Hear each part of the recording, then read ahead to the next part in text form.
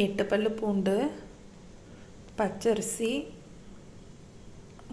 ஒரு டீஸ்பூன் வெந்தயம், நல்லா ஒரு 3-4 டைம் கழுவி நல்லா ஊற வச்சுக்கணும் ஒரு 10 நிமிஷம். எல்லாத்தையும் அப்படி குக்கரில் ஒன்றா போட்டு பூண்டு, வெந்தயம், அரிசி எல்லாத்தையும் போட்டு ஒரு 3 டம்ளர் தண்ணியை ஊற்றி எந்த அளவு அரிசியோ அதுபடி 3 பங்கு தண்ணி விட்டு குக்கரில் ஒரு 3 விசில் வச்சிடணும். வச்சுட்டு இங்கிட்டு வந்து தேங்காய் பாலுக்கு ரெடி பண்ணணும். நல்லா ஒரு தேங்காய் நல்ல தேங்காய் எடுத்து திருகி அது அந்த பக்கம் திருகி பாலுக்கு ரெடி பண்ணும்போது இங்கிட்டு குக்கர் வந்து விசில் வந்துடும். 3 விசில் வச்சா போதும். ஒரு விசில் வந்த உடனே சிம்மில் வச்சுட்டு மிச்சம் 2 விசில் வந்து ஸ்லோ ஃப்ளேமில் வச்சா நல்லாயிருக்கும். அப்புறம் அந்த ஸ்டீம் அடங்கின உடனே நம்ம எடுத்து நல்லா மசிச்சுட்டு தேங்காய் பால் ஊற்றினா சுவையான தேங்காய் பால் கஞ்சி ரெடி. இந்த பக்கம் சக்கரவள்ளி கிழங்கு ஸ்டீம் பண்ணிகிட்ருக்கோம்.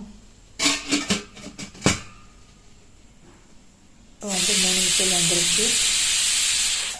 3 விசில் வந்தோடனே கேஸ் ஆஃப் பண்ணிவிட்டு இந்த தேங்காய் பால் ரெடி பண்ணணும். நல்லா கெட்டி பாலாகவே எடுத்து வச்சுக்கணும். அரைச்சி புழிஞ்சு எடுத்து வச்சுட்டு இங்கே ஸ்டீம் போனோன்னே குக்கரை ஓப்பன் பண்ணி அதில் இருக்க அந்த அரிசி, பச்சரிசி, வெந்தயம், பூண்டெல்லாம் நல்லா வெந்திருக்கும்.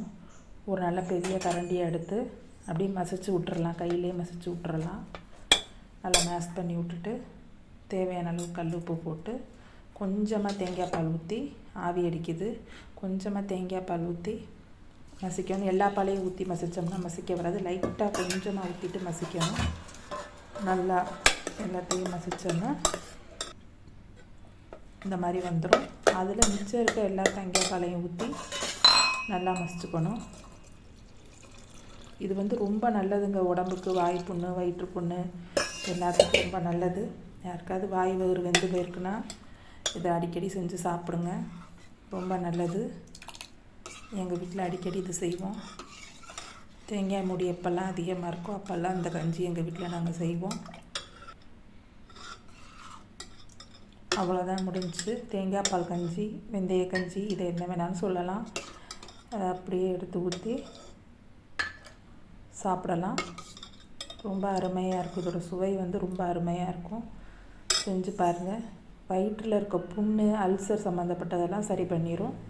ரொம்ப நல்லது.